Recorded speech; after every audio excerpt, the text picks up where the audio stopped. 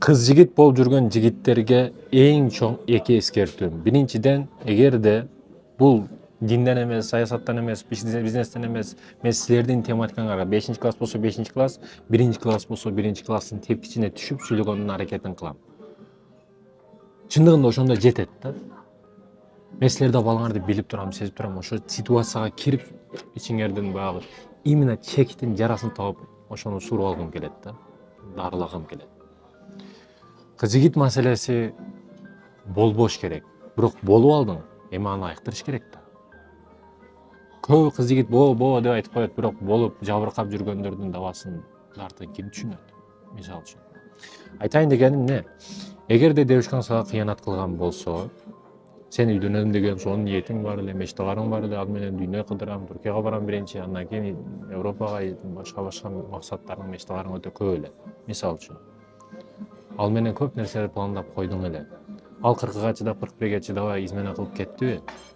Эми ушул жерде сенде эки жол калат.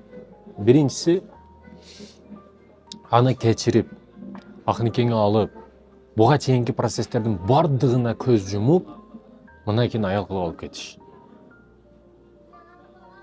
Экинчи чечим, эгерде ушундай кылыш колуңдан келбесе, анын каталарына көз жума албасаң, сага чейинки белгисиз же белгилүү болгон нерселерге көз жумуп кое албасаң, мектепте кайсы бала менен кантип жүрдү, университетте, коллежде, ошто кантип жүрдү, аларда көз жума албасаң, мисалы үчүн.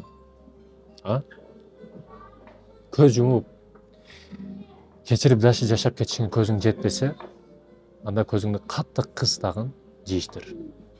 Ага үйлөнбө. Ал өзүнүн эшик арабасын өзү тартсын, сен бул жакта сону ташка табасың. Аны дагы кыйнала, өзүң дагы кыйнала жигарым. Ашып барса 3-4 ай кыйналасың, ал жагы жакшы болот. Эми өзүңө сурап, эркекке өзүңө суроо берип көр. Канча сүйүү башыңдан өттү мындай тоок сүйүлөр турабы. Бул дагы өзү келер яр, өзү кетер яр. Ошондуктан аны дагы өзүң дагы тынч кой. Өмүр бою антип бири-бириңерди мээңерди жеп жүрө албайсың го. Аялың эртең жакшы иш кылып, сооп иш кылып келе атса дагы, анага келип атат дейсиң да. Көзүңө шайтан көрүнө берет да. Ар дайым желкесинде шайтан отурат. Бир жерге кетсең дагы кычалат болосуң, ана измена кылат баары деп коркуп уйланып отурасың. Ал үйдө отурат негизи. Например, намаз окуп отурат. Бирок баары бир сен күмөндөсүң да. Ушу күмөн сени өмүр бою жейт. Эгер ошол нерселерге даяр болуп көзүңдү жума алсаң, анда үйлөн. Ал бирок духуң, эркектигиң, намысыңа жетпейби, араны ачык кыл. Сага чечим ушул.